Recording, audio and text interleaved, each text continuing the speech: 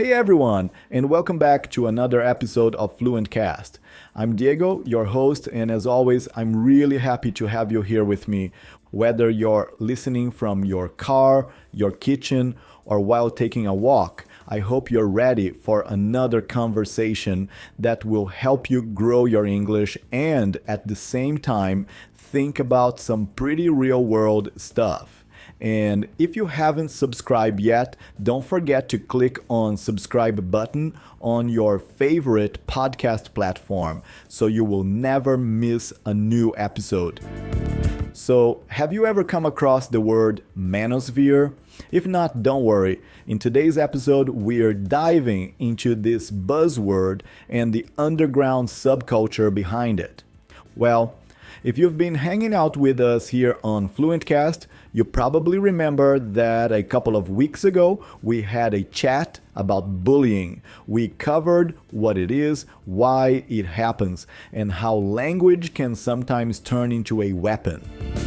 Well, after that episode, a bunch of my students reached out to say, hey, there's a new series on Netflix all about this. And honestly, they were right. It's worth talking about. And the series they were talking about is Adolescence. Adolescence is a British television psychological crime drama series that premiered on Netflix on the 13th of March 2025 on Netflix in only 4 episodes. Anyway, you might be wondering what this has to do with the word I just mentioned at the start of the episode. And believe me, they are connected. So today we're going to dig even deeper and explore how bullying stretches beyond the classroom and into the digital world, especially through the underground subculture shown in the Netflix series Adolescence. Sit back, relax, and let's explore this together. As always, I'll pause here and there to explain some useful vocabulary so you can practice not just your listening, but also expand your English toolbox. Alright, spoiler alert. Quick heads up before we dive in. If you haven't seen Adolescence yet, this might be the perfect moment to hit pause, grab some popcorn, and binge it first. But hey, if you're cool with a few plot spoilers, no worries. Stick around. I promise the chat will still be packed with great vocabulary and real-world reflections, even if you already know the storyline. So, Adolescence tells the story of a boy named Jamie. Jamie is 13 years old, and like many kids at that age, he's trying to figure out where he belongs. But unfortunately, things don't go very well for him. Jamie faces something that, sadly, too many people know: bullying. In the series, Jamie is excluded by his classmates. That is, he was left out. They didn't invite him to join games or group chats. Sometimes they even mocked him. And when I say mocked, I mean they made fun of him, usually in a cruel way. For example, calling someone names or imitating them in a rude way. And as the episodes go on, we see how Jamie slowly stops talking to his family, starts spending more time online, and gets involved with some very dark online groups. One of the most powerful parts of the series is how it shows that bullying doesn't always stop at school. For Jamie, it followed him home through his phone and computer. The story highlights something many young people experience today: cyberbullying. Now, here's where things get really interesting and honestly pretty worrying. Jamie gets involved in a group called an incel community, which is something that exists in our world. This part is worrying because it shows a part of our society that many people are not even aware that it exists. The word incel is short for involuntarily celibate. Let me break that down. Celibate means not having romantic or sexual relationships. Involuntarily means not by choice. So, an incel is someone who wants a romantic relationship but feels rejected by women. Unfortunately, instead of finding healthy support, some incels gather in online groups to complain, often in a very toxic way. And that is how the problem starts. Sometimes these groups even encourage hate or violence. Hate and violence against women. And these incel groups are part of something bigger called the Manosphere.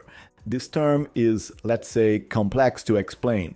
It is like two words together, man and atmosphere. Imagine the word universe, but for men-focused online spaces. The Manosphere is a collection of websites, forums, and YouTube channels where men discuss their lives, relationships, and sometimes share dangerous anti-women beliefs.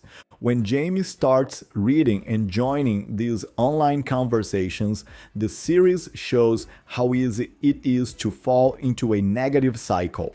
At first, it might feel like a community, like people finally understand you. But little by little, these spaces can push very unhealthy ideas. Another important term the series explores is red pill. You might remember this from the movie The Matrix. In the movie, taking the red pill shows the real world even if it's painful. The blue pill means staying in a comfortable lie. Online, when people say, I took the red pill, it means they believe they have discovered some hard, usually negative truth about life or society. Often, this idea is used in manosphere communities to describe rejecting modern ideas about gender and relationships, and instead adopting more extreme beliefs. And it doesn't stop there. Online groups often use coded language, including slang, symbols, or even emojis, to hide the real meaning of what they are talking about. This helps them avoid being detected or blocked by platforms, and it also creates a kind of secret club feeling where only people in the know understand the full message. Now, I know this all sounds like something that only happens in a Netflix series or on hidden corners of the internet, but actually, these ideas have become more and more common in real life. There's even a powerful real-world example that really stayed with me. I read a story published on Cosmopolitan by an independent journalist, Vera Papisova, who spent almost a year on a conservative dating app matching with men from extreme corners of the manosphere. Some of these men had deeply rooted anti-women beliefs. This shows how easily online hate can spill over into real-world situations. But what's even more interesting is the psychology behind it. Many of the men she met, just like the fictional characters in Adolescence, felt isolated, rejected, and like they didn't belong in modern society. Often these feelings of isolation push people to look for a group, any group, that will give them a sense of identity and community, even if that group promotes harmful ideas. And I think that's where the real conversation starts. As a man and as a teacher, I believe it's important not only to recognize the dangers of these toxic communities, but also to think about how we can help people before they fall too deep into these mindsets. Maybe it starts with small conversations, with showing empathy, or just being there for someone who feels left out before the internet fills that space with hate. Some influencers online now openly call themselves red pill creators, and they talk about relationships, power, and gender, often using the same ideas from the manosphere. Some of them even make a lot of money by selling courses or coaching young men. Another important word here is misogyny. Misogyny means hatred or strong prejudice against women.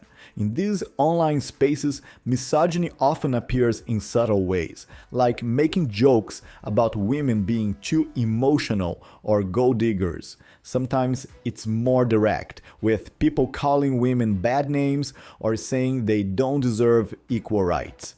And this attitude doesn't just stay online. When these ideas are repeated enough, they can influence the way people talk and act in real life. We can even see some politicians and celebrities using the same bullying style of communication both online and offline. It's a reminder that the language we use matters. It shapes how we see each other and how we treat one another. I want to invite you to reflect a little. Have you ever seen someone use the word red pill online? When you read or hear that, what do you think it means? Also, do you think this kind of language can change the way people behave in real life? It's fascinating how words can connect us, but also how they can create distance, division, and sometimes even real-world harm. I'd love to hear your thoughts on this. You can send me a message or even record a voice note, and who knows, maybe your question or comment will be part of a future episode. Alright, my friends, that's all for today. Thank you so much for joining me for this important and I hope eye-opening conversation. If you missed any of our past episodes, especially the last one about bullying, make sure to go back and check it out. And don't forget, every Monday there's a new Fluent Cast waiting for you. Next week, we'll talk about another real-world topic that will help you boost your vocabulary and your confidence when speaking English. Until then, keep practicing, stay curious, and remember, learning a language isn't only about words and grammar, it's about understanding people and the world around you. See you next time.